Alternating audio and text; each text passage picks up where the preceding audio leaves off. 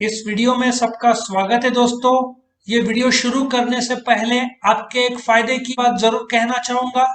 इस वीडियो के डिस्क्रिप्शन में आप जाओगे तो आपको इस सब्जेक्ट का लिंक मिल जाएगा, जिसको आप क्लिक करोगे तो chapter by chapter, question by question सारे के सारे वीडियोस आपको मिल जाएंगे और दूसरे सब्जेक्ट के भी लिंक्स मिल जाएंगे, जिसमें chapter by chapter, question by question सारे वीडियोस मिल जाएंगे। और एक और आपको आइडिया देता हूं, मेरे चैनल को आप क्लिक करोगे तो मेरे चैनल के प्लेलिस्ट पे जाओगे तो आपको 20 के ऊपर सब्जेक्ट्स के लिंक मिलेंगे। बस आपको क्लिक करना है, जो सब्जेक्ट आपको के वीडियो चाहिए, बस आपको chapter by chapter, question by question सारे वीडियोस मिल जाएंगे। तो चैनल को जरूर सब्सक्राइब करो ताकि आपको हर रोज जो हम अपडेट करते वीडियोस वो मिलते रहें। तो हम शुरू करते हैं इस क्वेश्चन का वीडियो अभी। अभी जो हम क्वेश्चन ले रहे हैं दैट इज सेल एंड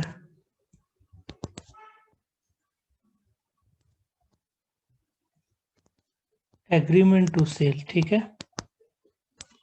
दोनों में फर्क समझो। मैं एक एक करके पॉइंट का फर्क बताऊंगा तो तुम्हारा क्लियर हो जाएगा। Point number 1, meaning. ये मैं तुम्हारे टेक्स्ट बुक के पॉइंट्स ले रहा हूं, बट कुछ जगह पे मेरे खुद के एग्जांपल्स होंगे। नाउ मीनिंग में क्या है, जहां पे where the property in goods has been passed, मतलब जो सेल है उसमें ओनरशिप जा चुका है। ओनरशिप सेलर ने बायर को दे दिया है और बायर मालिक बन गया है, irrespective of the position. Position वो सेलर के पास हो या बायर के पास हो, जहां पे मालकाना हक सेलर ने बना लिया या दे दिया बायर को, so that we call a sale. मतलब इमीडिएटली आज के दिन ओनरशिप ट्रांसफर कर दिया है बायर के नाम पे, कागजात बना दिए, so buyer is now the owner.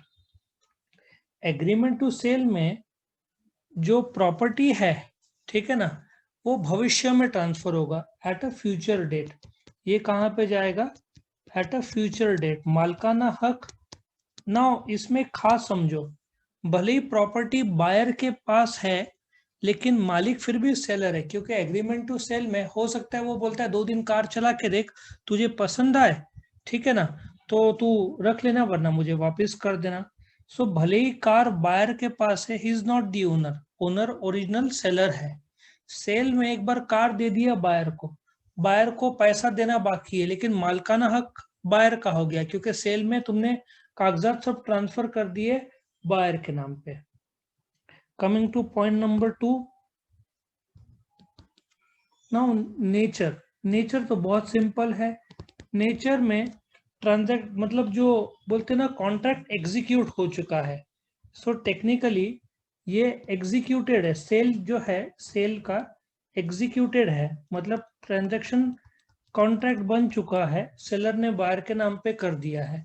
ये देखा जाए तो नेचर एग्जीक्यूटरी है, क्योंकि भविष्य में होने वाला है ये, तो अभी तक पूरा एग्जीक्यूट हो नहीं चुका है। सेल में दोनों के बीच कॉन्ट्रैक्ट पूरे तरीके से एग्जीक्यूट हो चुका है, इसलिए that is an executed contract. ठीक है, कमिंग टू थर्ड पार्ट। इसको और इंटरेस्टिंग एग्जांपल के तौर पर लिया जाए तो तुमको इसका एग्जांपल दूंगा। जैसे एक कपल है, they have a love affair, they are going to marry, marriage will become sale, मतलब फाइनल डील हो चुका, 7 फेरे ले चुके। लव अफेयर मीन्स माता पिता को मिलेंगे, terms and conditions, marriage hall, मतलब भविष्य की बात है। लव अफेयर टूट सकता है, मैरिज होने के बाद 1 साल तो कुछ नहीं कर सकते भाई, 1 साल बाद ही डिवोर्स होगा, होना है तो, ठीक है ना। तो सेल मीन्स मैरिज और agreement to sale means love affair, जिसमें भविष्य में मैरिज होने वाला है, ठीक है ना। ये एक ऐसा तुम वो एग्जांपल के तौर पर समझ सकते हो। चलो आगे बढ़ते हैं। तीसरा, transfer of property.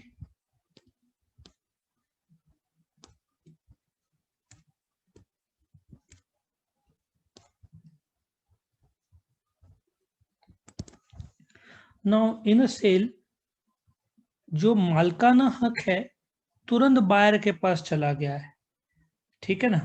Property, transfer of property जो ओनरशिप है वो पूरी तरीके से बायर के पास चला गया है। अगेन जैसे मैंने बताया, पोजीशन सेलर के पास है, बायर के पास है, वो रेलेवेंट नहीं है। कागजात, अब वो वाली बात है, तुम जब घर खरीदते हो, सेल डीड हो चुका बट अभी तक तुमने गृह प्रवेश किया नहीं है, ठीक है ना, लेकिन फिर भी वो बायर का ही घर कहलाएगा क्योंकि सेल एग्रीमेंट तो हो चुका है ना। और यहाँ पे ownership in agreement to sale ownership transfer हुआ ही नहीं है। जैसे मैंने बताया, भले ही गुड्स बायर के पोजेशन में है लेकिन वो मालिक नहीं है। एग्रीमेंट टू सेल में कुछ कंडीशंस है जो सेलर और बायर दोनों को पूरा करना पड़ेगा भविष्य में, तब जाकर वो सेल कहलाएगा। एग्रीमेंट टू सेल बेसिकली क्या होता है कि दोनों पार्टी सेलर और बायर ने एग्री किया है। फॉर एग्जाम्पल, सेलर बोलता है मैं 10 दिन बाद 5 लाख दूंगा, बायर बोलता है मैं 15 दिन बाद तेरे को गुड्स डिलीवर करूंगा। सेलर को 10 दिन बाद गुड्स देना है पैसा, और उसके 5 दिन बाद बायर को गुड्स देना है, ठीक है ना। चौथा point, risk of loss.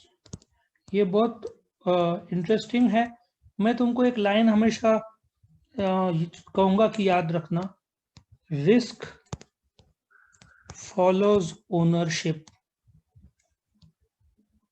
Risk हमेशा ओनरशिप को फॉलो करता है। याद रखो, यदि एक वो वाली बात है, एक सेलर ने पेपर बायर के नाम पे कर दिया, ठीक है, समझ में आया, सेलर ने कागजात बायर के नाम पे कर दिए, गुड्स भले ही सेलर के पास है, आग लग गई इसको गोडाउन को जिसमें सारे के सारे कार जल गए, लेकिन अल्टीमेटली बायर मालिक था, buyer has to bear the loss. So risk of loss ultimately जो मालिक है उसको लॉस बेयर करना पड़ेगा। फिजिकल पोजीशन बायर के पास था तो सीधी बात है लॉस उसका। अभी वो वाली बात है, मैं तुमको एक एग्जांपल देता हूँ। कभी आज से 15 साल पहले सपोजिटली नासिक में एक मारुति का डीलर है, ठीक है, सिन्नर में हो सकता है डीलर नहीं होता अभी, 20 साल पहले, तो सिन्नर में एक जन को गाड़ी चाहिए नासिक से, तो सब क्लियर हो गया, उसने पेमेंट कर दिया, इन्होंने ट्रांसफर कर दिया नाम। तो सिन्नर वाला बोलता है, या थोड़ा संगमनेर साइड या मतलब उस साइड, वो बोलता है कि प्लीज हमको कार वहां पे पहुंचाओ। कहाँ पे? सिन्नर या संगमनेर। तो नासिक वाला डीलर बोलता है ठीक है। तो नासिक से जब कार निकलती है, सोचो नासिक रोड में एक्सीडेंट हो जाता है। नाउ टेल मी, लॉस किसका हुआ? सेलर का हुआ क्या बायर का हुआ? प्लीज नोट, कागजात तो बायर के नाम पे ट्रांसफर हो चुके हैं, बायर का लॉस हुआ वो, तो इंश्योरेंस का प्रोसीजर बायर को करना पड़ेगा। आया समझ में? एग्रीमेंट टू सेल में अभी वो वाली बात है, मैंने सामने वाले को बोला कि भाई तेरे को 10 तारीख को, अभी 30 नवंबर है कल, 10 दिसंबर को तेरे को 100 बोरी गेहूं दूंगा। गेहूं गोडाउन में है, गोडाउन को आग लग गई, सेलर का नुकसान है वो, क्योंकि एग्रीमेंट टू सेल में भविष्य में ट्रांसफर होने वाला था मालकाना हक। तो एग्रीमेंट टू सेल में लॉस सेलर का है, क्योंकि लॉजिक क्या है, रिस्क फॉलोज ओनरशिप। ओनर कौन था? सेलर था, ठीक है। Let us go to the next part.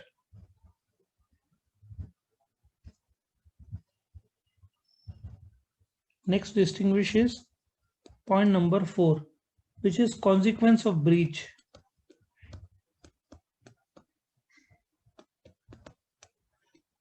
Consequence of breach clear है कि दोनों में से एक ने कंडीशन तोड़ा है, ठीक है ना। सपोजिटली सेलर और बायर है, ये ए है ये बी है।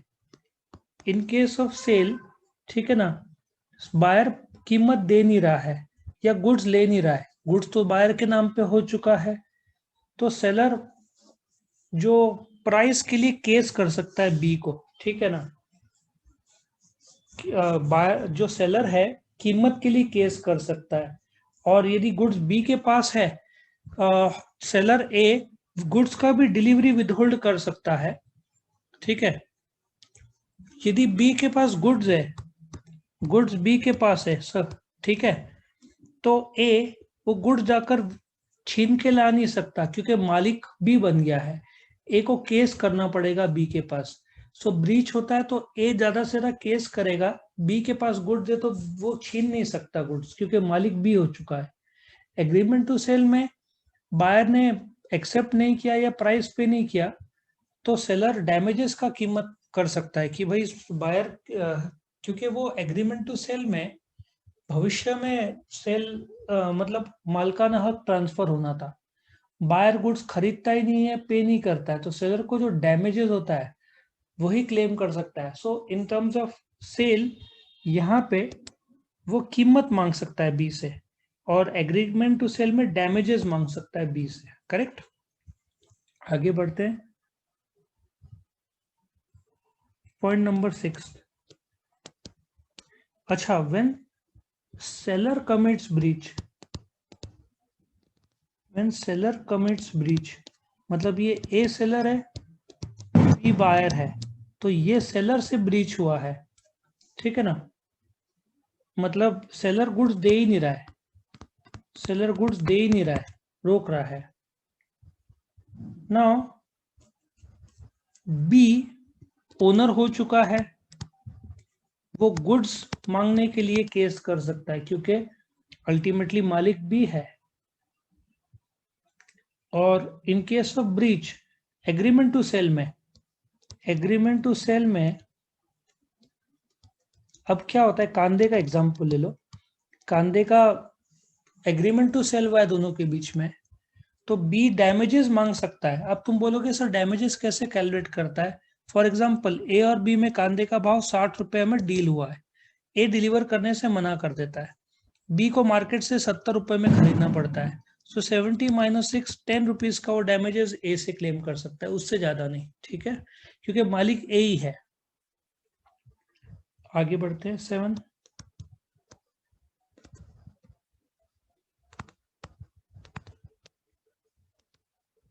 Right to resale. देखा जाए तो मैंने पहले बोला था कि सेलर मजबूरी में गुड्स बेच सकता है, लेकिन यदि प्रॉपर्टी बी के नाम पर पूरा हो चुका है तो सेलर भी बेच नहीं सकता क्योंकि अल्टीमेट मालिक कौन है, बी है। सो सेलर के पास ये ऑप्शन है कि सेलर या बायर, ठीक है, सेलर को रोक सकता है बेचने के लिए। यहाँ पे क्या बोला है, सेलर के पास है, देखो एग्जांपल ए, ये बी है, ठीक है ना, ए सी को बेच देता है, बी और ए ने टेक्निकली सेल बी को कर दिया है, बट पोजीशन ए के पास था, ठीक है, पोजीशन ए के पास था। फिर ए सी को बेच देता है। ना ओरिजिनल बायर कौन है, ये ओरिजिनल है। क्या बी सी से रिकवर कर सकता है goods? The answer is yes, क्योंकि ए का जो सेल टू सी है बैड सेल है। क्यों बैड सेल है? क्योंकि मालिक बी था, ए बेच ही नहीं सकता था, क्योंकि जैसे सेल हो गया तो बी मालिक हो गया, पोजीशन ए के पास था। मैं तुमको एक एग्जांपल देता हूँ। एक कार है, 1 लाख रुपए की कार है, सेकेंड हैंड, दोनों में सब हो गया, सेल हो गया। फिलहाल ए बोल रहा है मैं शुभ दिन मंडे को डिलीवरी दूंगा, वो संडे को ही बेच देता है सी को, बी जाकर सी से वसूल सकता है। एग्रीमेंट टू सेल में ये पॉसिबल नहीं है, ठीक है ना। यदि ए ने सी, एग्रीमेंट टू सेल की बात करें, ए ने सी को बेच दिया तो बी को मार्केट से 1,10,000 का खरीदना पड़ा, तो बी ज्यादा से ज्यादा 10,000 का डैमेजेस मांग सकता है, उससे ज्यादा नहीं, ठीक है। सो राइट टू रीसेल, यदि मालिक बायर बन चुका है तो सेलर को राइट टू, हाँ, जब तक पेमेंट नहीं हो रोक सकता है, वो बेच नहीं सकता। पेरिशेबल है तो बेच सकता है। Next, nature of rights.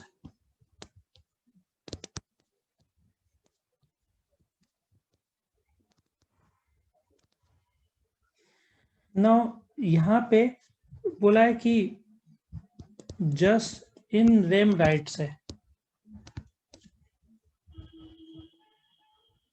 Now यहाँ पे जस्ट इन रेम राइट्स क्या होता है कि बायर कौन है, मालिक है, गुड्स किसके पास भी हो, बायर को राइट है for this goods against the whole world.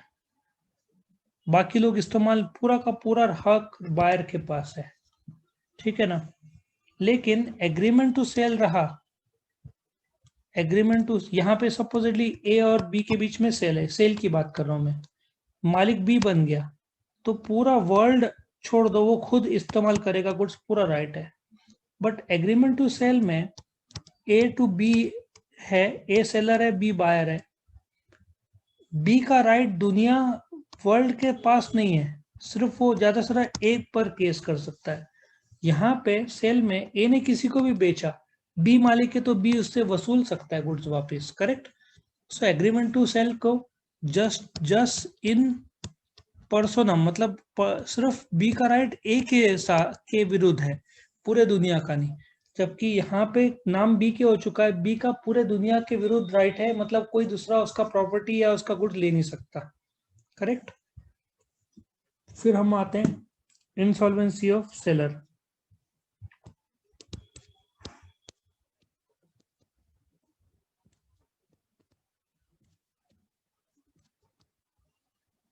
Insolvency of seller, ये ए सेलर है, ये बी बायर है। अभी नुकसान ऐसा है कि ए सेलर है और ए डूब गया, ठीक है ना, मालिक बी है, बी ओनर है, अभी सपोजिटली गुड्स बी के पास है तो कोई प्रॉब्लम नहीं, वो इस्तेमाल करेगा। लेकिन गुड्स ए के पास है तो बी ए से क्लेम नहीं कर पाएगा क्योंकि ए का अस्तित्व नहीं रहा धंधे में। तो जब धंधा बंद हो जाता है तो कोर्ट का आदमी आता है संपत्ति बेचने, जिसको ऑफिशियल असाइनर बोलते हैं, कोर्ट का आदमी रहता है ये। तो बी को ऑफिशियल असाइनर से उसका गुड्स लेना पड़ेगा, मालिक बी है तो, ठीक है ना। इन एग्रीमेंट टू सेल जो एग्रीमेंट टू सेल में ए और बी है, बी ऑफिशियल असाइनर से कुछ नहीं ले सकता, मतलब गुड्स ले नहीं सकता क्योंकि मालिक वो बना ही नहीं है। हाँ, बी ने कुछ एडवांस दिया है, वो उसके संपत्ति से ये क्रेडिटर बन जाएगा, मतलब बी बोलेगा कि मैंने 10,000 एडवांस दिया है, मुझे एडवांस वापस दो। किसको बोलेगा? ऑफिशियल असाइनर को बोलेगा। यहाँ पे बी बोलेगा मुझे गुड्स दो, क्योंकि ठीक है बी मालिक है गुड्स का, बी पैसा वापस नहीं क्लेम कर सकता क्योंकि अल्टीमेट मालिक बी है।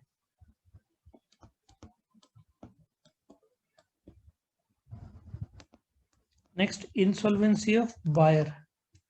इंसॉल्वेंसी ऑफ बायर में यदि बायर इंसॉल्वेंट हो जाता है तो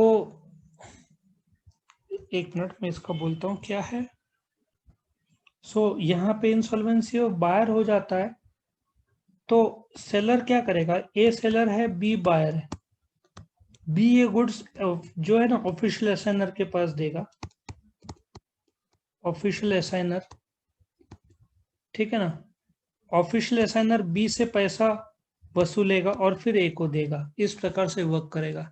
एग्रीमेंट टू सेल में ए और बी है, यदि बी इंसॉल्वेंट हो गया पैसा देने से पहले तो क्या ए डिलीवरी रोक सकता है? द आंसर इज यस, क्योंकि एग्रीमेंट टू सेल में बी ने अपना एग्रीमेंट तोड़ा है तो ए अपना गुड्स डिलीवर रोक सकता है। इनफैक्ट ए डैमेजेस मांग सकता है बी को कि ए ने 100 रुपए का एग्रीमेंट किया था, मार्केट में 90 रुपए का बेचा, तो वो 10 रुपए का डैमेजेस मांग सकता है बी के पास, ठीक है। तो इस प्रकार से सेलर एग्रीमेंट टू सेल था, बहुत इंपॉर्टेंट क्वेश्चन एग्जाम के लिए 16 मार्क्स का आ सकता है, करेक्ट। वीडियो पसंद आया तो लाइक कीजिए, अपने फ्रेंड्स के साथ शेयर कीजिए, उनका भी फायदा हो, और चैनल को सब्सक्राइब कीजिए। Thank you.